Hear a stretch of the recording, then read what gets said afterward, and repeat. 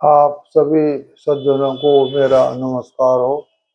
आज मैं आपको बता रहा हूँ कि जो हम ध्यान लगाते हैं उसका सबसे आसान तरीका बता रहा हूँ कि ध्यान कैसे लगाया जाता है और उसको कम समय में ध्यान लगाने का तरीका बता रहा हूँ। तरीके तो बहुत हैं, अपन अपन अनुभव की बात सभी जन कहते हैं, चाहे कोई संत हो या कोई महापुरुष हो, अपने अपने अनुभव के विचार सभी बताते हैं।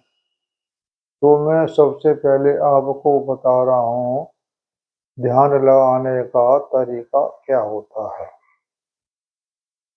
सबसे पहले हम ध्यान जो लगाएंगे तो सबसे पहली बात है कि मन को एकाग्रचित करके मन को एक जगह टिका करके बिठा दें, तब लगेगा ध्यान।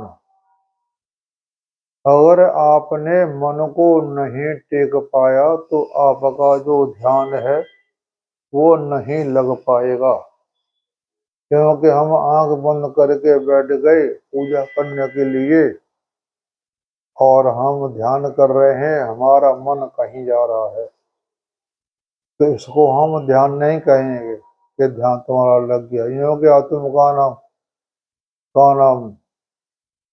4-5 घंटे बैठे रहो आंख बंद करके और मन तुम्हारा जा रहा कभी कहीं पर कभी कहीं पर, तो क्या करना है, यहाँ जाना है वहां जाना है और दिखावे के लिए आप पूजा कर रहे कि हम ध्यान लगा रहे हैं, यह ध्यान नहीं माना जाता।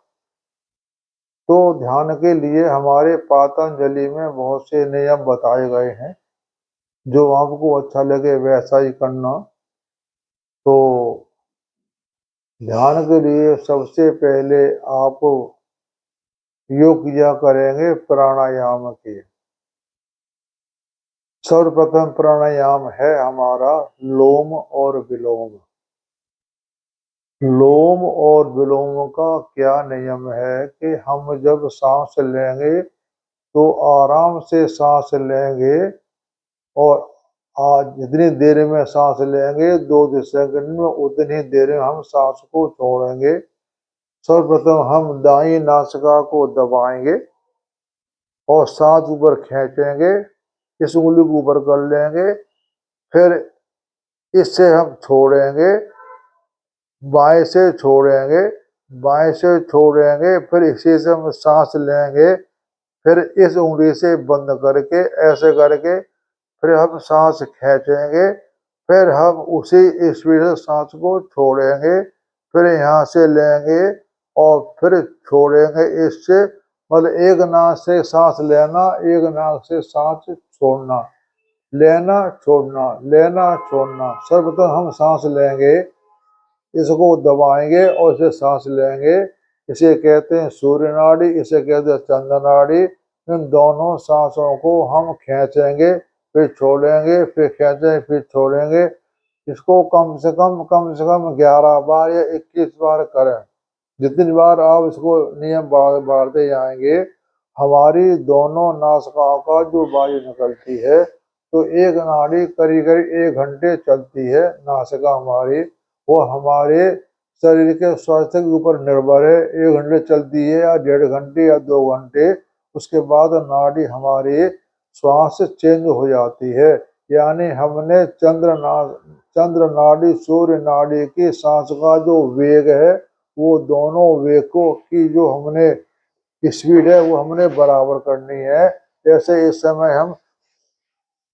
समय हमारी बाई नासिका की हवा ज्यादा तेज है, ऐसे पता पड़ जाएगा, कैसे खींचे पता पड़ जाएगा हमें नासिका कौन चल रही है। तो हम जब ये बात ये लोम विलोम करेंगे तो जो फिर हम देखेंगे हमारी दोनों सांसों की नाक था जो जो हवा आ रही, जो सांस छोड़ रहे हैं, वो दोनों की गति बराबर हो जाएगी। जब दोनों सांसों की गति की स्पीड बराबर हो जाएगी, यानी दोनों सांसों का स्वर की हवा है वो बराबर चलेगी, जब दोनों सांसों की हवा बराबर पे यहाँ तक आ जाए, 2 इंच करीब आ जाए, उसके बाद सुषुम्ना नाड़ी चालू होती है। हमारे ध्यान अवस्था के लिए मेन काम होता है सुषुम्ना नाड़ी का। दोनों नाड़ी को हम पहले उतार खींचेंगे छोड़ेंगे, खींचेंगे छोड़ेंगे, खींचेंगे छोड़ेंगे। लेकिन आपने ये बात आपने ध्यान में रखनी है, हमने जो सांस लेनी आराम से लेनी है। पेट पिचक जाए ऊपर सांस लेंगे और उसी हिसाब से हम सांस को धीरे धीरे छोड़ेंगे। अगर हमने 3 सेकंड में सांस ली है तो हमने 3 सेकंड में ही सांस छोड़नी है। जितना आप इसको बढ़ा सकते हो उतना ही आपको दोनों सूर्यचंद्र नाड़ी की जो वेग है वो दोनों बराबर हो जाएगा। उसके बाद सुषुम्ना नाड़ी चलती है। हमारे एक नाड़ी सूर्य नाड़ी होती है दाएं हाथ में, चंद्रमा होती है बाएं हाथ में। ये रीढ़ की हड्डी के दोनों के बगल में होती है और सुषुम्ना नाड़ी हमारी रीढ़ की हड्डी के बीच में होती है। सुषुम्ना नाड़ियों का और सूर्यचंद्र नाड़ी का जब वेग बराबर हो जाएगा तो सुषुम्ना नाड़ी हमारी चालू होगी। सुषुम्ना नाड़ी का चक्र जब हमारा चलेगा तो वो सीधा हमारा मूलाधार चक्र पर जाकर के टकराएगी और मूलाधार चक्र में हमारी पूरी शरीर की शक्ति होती है, ऊर्जा होती है। हमारे पूरा शरीर का कार्यक्रम जो ऊर्जा मिलती है वह मूलाधार चक्र से मिलती है और यही ऊर्जा हमारे मन चक्र पूरक में होती है। यानी ये हम करके अपने दोनों सांसों का वेग को बराबर करके सुषुम्ना नाड़ी के द्वारा हम मूलाधार चक्र पर ध्यान देंगे। जब हम वहां पर ध्यान देंगे तो हमारे वहां से ऊर्जा ऊपर की ओर आएगी। जो 7, 8 या 9 चक्र जो हमारे होते हैं वो रीढ़ की हड्डी में पाए जाते हैं, रीढ़ की हड्डी में पाए जाते हैं। उसके बाद हमारे सर में होते हैं, कंठ में, एक कंठ में होता है और एक आज्ञा चक्र, 3 चक्र हमारे कंठ से लेकर के यहाँ तक होते हैं। एक चक्र कंठ में हो गया, एक आज्ञा चक्र हो गया, एक सहस्त्र चक्र हो गया। ये 3 चक्र हमारी रीढ़ की हड्डी से ऊपर होते हैं, बाकी चक्र हमारी रीढ़ की हड्डी में विराजमान होते हैं। हमारा शरीर का जो मेन जो रीढ़ की हड्डी है इसका बहुत महत्व है। इसमें अगर कोई भी कमी आ जाए तो आदमी का शरीर बेकार हो जाता है और उसे कभी कोई न कोई परेशानी आ ही जाती है। हमारे जो चक्र हैं उसमें मूलाधार चक्र होता है मेन, और हमारे शरीर के लिए होता है हमारा रीढ़ की हड्डी। रीढ़ की हड्डी हमेशा सीधी होना चाहिए। जब हम ध्यान लगाते हैं तो रीढ़ की हड्डी और गर्दन सीधी होना चाहिए, इस तरह से सीधी होना चाहिए। इसके बाद जब हम ये लोम विलोम कर लें, इसके बाद भस्त्रिका चक्र होता है। भस्त्रिका चक्र होता है सांस लेना और ऐसे बंद करके और सांस खींचना और एक ऐसे करके फिर एकदम हाथ छोड़ देना। सांस लेना और छोड़ना, एक जोर से छोड़ना। ऐसे में सांस लेंगे तो हाथ मुट्ठी बंद कर लेंगे ऐसे, इसे भस्त्रिका चक्र बोलते हैं। और ऐसे हम सांस लेंगे और हाथ ऊपर आकर के अपने हाथ की मुट्ठी को खोल देंगे और एकदम झटके के साथ नीचे यहाँ तक लाएंगे। इसे कहते हैं भस्त्रिका चक्र।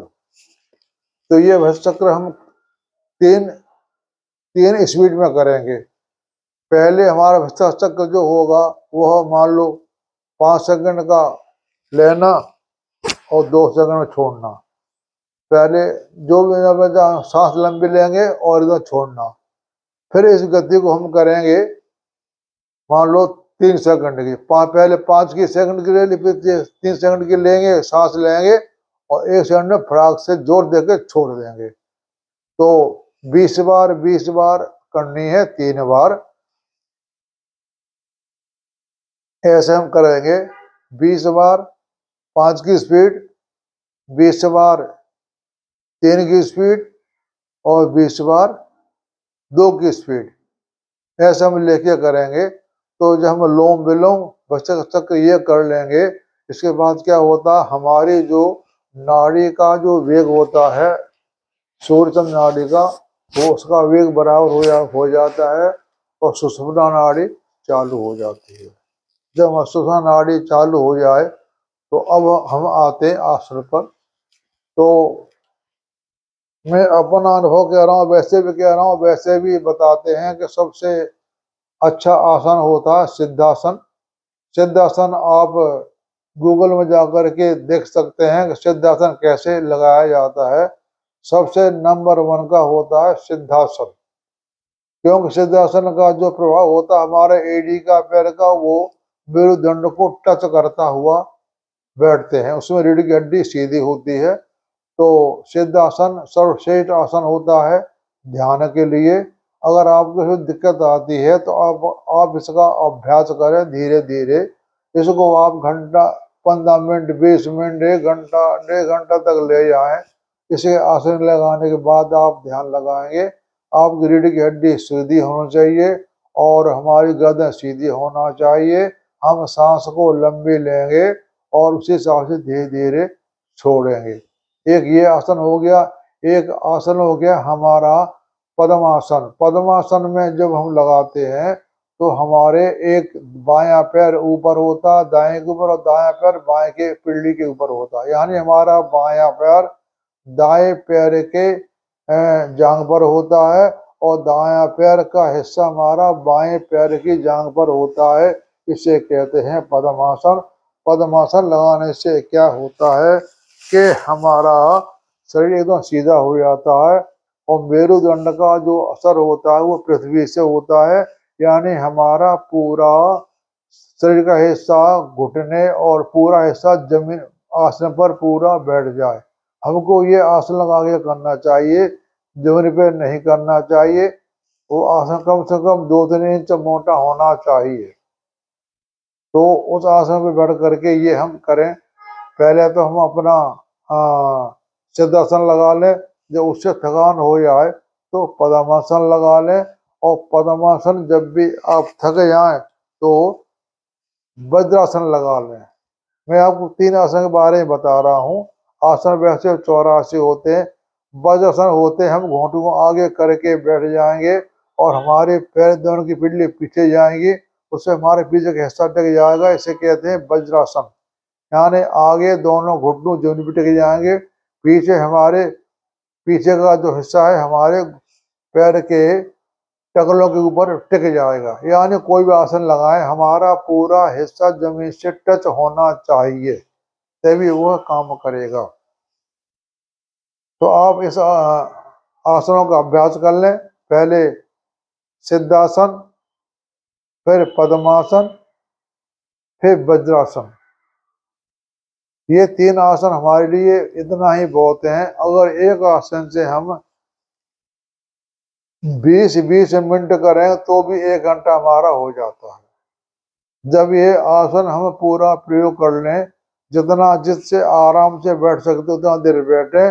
जब हमें थोड़ा सा कोई दर्द वगैरह हो तो आसन को आप चेंज कर लें, क्योंकि हमारे जब कहीं दर्द होगा तो हमारा ध्यान भट जाएगा, हमारा मन नहीं लगेगा। यानी हमें आसन वही बैठे जो हमें आरामदायक हो, हमें शरीर में कोई कष्ट न हो। लेकिन जो मैंने आपको आसन बताए हैं उस आसनों से फायदा जल्दी मिलेगा, आपका ध्यान जल्दी लगेगा। जब आप ये 1 घंटे का पूरा सारा ध्यान कर लें, उसके बाद आपको लंबे लेट जाएं और तकिया न लगाएं। लंबे लेट करके आप पूरे शरीर को देखें, हमारा कौन कौन सा शरीर अंग क्या काम कर रहा है। उन पे हम नजर डालेंगे कि हमारे ये अंग सारे सही काम कर रहे हैं।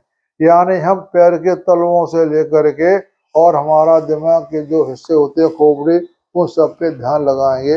यानी पहले हमने बाएं पैर पर ध्यान लगाया 1 मिनट, फिर दाएं पैर पर लगाया, फिर हमारा लिंग जो हमारा होता है जननेंद्रिय होती हैं उस पर ध्यान लगाएं, फिर किडनी पर ध्यान लगाएं, दोनों किडनियों पे, फिर छोटी आंत पे लगाएं, फिर बड़ी आंत पे लगाएं, फिर दोनों फेफड़ों को लगाएं, दाएं और बाएं पे, फिर अपने हृदय पे लगाएं, यानी 1-1 मिनट आप सबको दें, वहां पर मन को रोक के रखें। उसके बाद गले में लगाएं, उसके बाद मुंह के ऊपर लगाएं, ना मुंह पर ध्यान करें, फिर नाक पे ध्यान करें, फिर दोनों आंखों का दाएं आंख पे 1-1 मिनट लगाएं, फिर दाएं और कान पे ध्यान लगाएं, फिर हमारा जो ऊपर जो दिमाग होते हैं तो वहां पर बाएं पे, फिर दाएं पे, ऐसे पूरे शरीर पे हम अपना ध्यान लगाते जाएं, कंधों पे लगाते जाएं, छाती पे लगाते जाएं, या मैंने आपको बता दिया। ऐसे अगर आप 1-1 मिनट देंगे तो भी आपके कम से कम 15-20 मिनट तो हो ही जाएंगे। जब हम सब ध्यान लगाएंगे, जब लेट जाते हैं तो ध्यान लगाने के बाद हम सीधी करवट होकर आराम से खड़े हो जाएंगे, उल्टे करवट से शुरू नहीं होंगे। जब हम वहां से खड़े हो जाएं तो हाथों को ऐसे, आंखें हमारी बंद होती हैं, हाथों को ऐसे मल करके पूरे गर्म हो जाए तो ऐसे हम फेरेंगे मुख पर 2-3 बार ऐसे करके। इससे हमारी क्या होती है कि जो झुर्रियां होती हैं हमारे शरीर में जो झुर्रियां होती हैं वो खत्म हो जाती हैं और चेहरे पे चमक हो जाती है। हम आंख को जब खोलें तो जब हम ये आंखें जो हमारे हाथ में हैं और रखी हुई हैं, उसी आंखों को हम जब खोल के चला लें, फिर हमें ऐसे हथेली को अलग करें। आंखें एकदम नहीं खोलना चाहिए। पहले हम गर्म हाथ करके अपने मस्तक पर 3 बार फेरेंगे, फिर हथेली बंद करके आंखें खोल के 2-3 बार करके फिर हम इस हाथ को हटा लेंगे। तो ये तरीका है ध्यान लगाने का, सबसे आसान और अच्छा तरीका। तरीके तो बहुत हैं, लेकिन ये मैं आपको कम समय में ध्यान लगाएं और इसका ध्यान का आप नियम, आप क्या, जब आपका थोड़ा भी ध्यान लग जाएगा, आपका मन करेगा कि मैं और थोड़ी देर बैठूं। इसके लिए आपको जब आप मन करे तो आप जल्दी खड़े हो जाइए। ये सूर्योदय से पहले ही सूर्योदय तक ये चलना चाहिए। ज्यादा से ज्यादा आप सूर्योदय के आधा घंटे बाद तक कर सकते हैं। जो भी, जब भी सूर्य वहां निकलता है 5 बजे या 7 बजे, तो 5 बजे निकलता है तो 5:30 बजे तक, और 7 बजे निकलता है तो 7:30 बजे तक, यानी सूर्य उदय होने के आधा घंटे तक ही हमें ध्यान करना चाहिए। इसके बाद अपना जो आपका जो रोज का नियम है, नौकरी जाना है या काम करना, जो भी करना आप उसके करते रहिए। तो ये आपको मैंने ध्यान लगाने की विधि बता दी। इसका समय यह है, सुबह सुबह का अच्छा होता है। हमारे पास 24 घंटे होते हैं, 24 घंटे में हम अपना नियम बना लें, हमने कितने घंटे काम करना है, कितने घंटे सोना है, कितने घंटे हमने खाना पीना सोच के कितने घंटे करनी, वो सारा ब्यौरा लिख लें। आप उस नियम को पूरा लिख लें अपने कागज पर कि हमें इस टाइम ये काम करना है। हमें सारे काम करना जरूरी है। हमें अपना व्यवसाय या नौकरी या व्यापार जो भी है सबको देखना है, उसके लिए टाइम हमें देना है। तो हमारे पास 24 घंटे होते हैं। 24 घंटे हमारे लिए बहुत होते हैं। सोने के लिए आप 6 घंटे या 7 घंटे लगा लो, काम को लिया 12 घंटा लगा लो, 12-7-19 घंटे हो गए, और सोच लिया के लगा लो अब 1 घंटा, 20 घंटे हो गए, बस 4 घंटे, 2 घंटे आप अपने टीवी वगैरह देखो या बच्चों का साथ दो, वो हो गए, तो फिर 22 घंटे हो गए। 1 घंटे दे दो आपका नाम ध्यान के लिए, 23 घंटे हो गए, 1 घंटा फ्री बचा आपके पास। इन 1 घंटे को आप ध्यान में आगे बढ़ा सकते हो। तो हमारे पास समय तो बहुत है, लेकिन हमें थोड़ी प्रयत्न करना पड़ेगा। हमें थोड़ा अपने कार्य कानून बनाने पड़ेंगे। हमें किस टाइम काम पे जाना है, जिस टाइम काम पे जाना वो सारे शेड्यूल बना ले। हमें कब काम पे जाना है, कब सोना है, कब खाना है, कब आराम करना है। इसमें आप बीच में आराम भी कर सकते हैं। तो ये आपको सारा ब्यौरा बनाना पड़ेगा। हमें अपना शरीर ठीक रखना है, तो सबसे पहले आप योग क्रिया करें। योग क्रिया के बाद आप ध्यान लगाएं। ध्यान करने के बाद आप थोड़ा आराम करें आधा घंटे। उसके बाद खाना खा पी करके आप जो भी आपने करना है, व्यवसाय या नौकरी, वो करें। और खाना पीना जो भी है, मेरा आपसे अनुग्रह है, ध्यान आपने करना है तो खाना दिन में सुबह नाश्ता कर लें, दोपहर को खाना पेट भर के खा लें, शाम को खाना न खाएं, ज़्यादा है, अगर आपके पास व्यवस्था है दूध पी लें, वरना एक टाइम खाएं। सुबह सुबह नाश्ता कर लें चाय के साथ, जो भी ऐसा आपका व्यवस्था है, चाय करना या फल फ्रूट खाना जो भी है। सुबह नाश्ता, दोपहर को खाना, रात को खाना नहीं है। तो खाना कम खाएं कि हम जो खाना फालतू खाते हैं उसका कोई फायदा नहीं होता है। हाँ, हमें अगर ज़्यादा भूख लग रही तो आप थोड़ा खाना खा सकते हैं, हल्के खाना खा सकते हैं। ज़्यादा खाने का हमें कोई फायदा नहीं है, क्योंकि हमारे पास जो ऊर्जा होती है उसकी लिमिट होती है। उस ऊर्जा को हम चाहे खाना पचाने में लगा दें या ध्यान में लगा दें, हमने उसी ऊर्जा को काम में लेना है। तो खाना फालतू न खाएं, और सूर्य अस्त होने के बाद खाना न खाएं। और सूर्य यानी जब भी सूर्य आपका अस्त हो रहा है उससे खाना न खाएं, चाहे सुबह हो चाहे रात हो। खाना सूर्य उदय होने के बाद, सूर्य अस्त होने से पहले खाना खा लें तो आपको शरीर में पूरी फायदा देगा। तो मैंने आपको बता दिया कि भजन ध्यान करना है, अल्पाहार करें, इससे हमारा शरीर हल्का रहेगा, कोई हमको बीमारी नहीं होगी, हम स्वस्थ रहेंगे। हमारा शरीर स्वस्थ तो सब कुछ ठीक। Health is wealth. शरीर ठीक है सब कुछ ठीक है, शरीर हमारा ठीक नहीं है तो ना हम ध्यान कर पाएंगे, ना नौकरी कर पाएंगे, ना आराम कर पाएंगे, हम सही दर्द में लग जाएगा। तो हमने अपना शरीर स्वस्थ रखने के लिए पहले योग क्रिया करें, कम से आधा घंटे की, आधा घंटे का ध्यान लगाना ये बहुत है।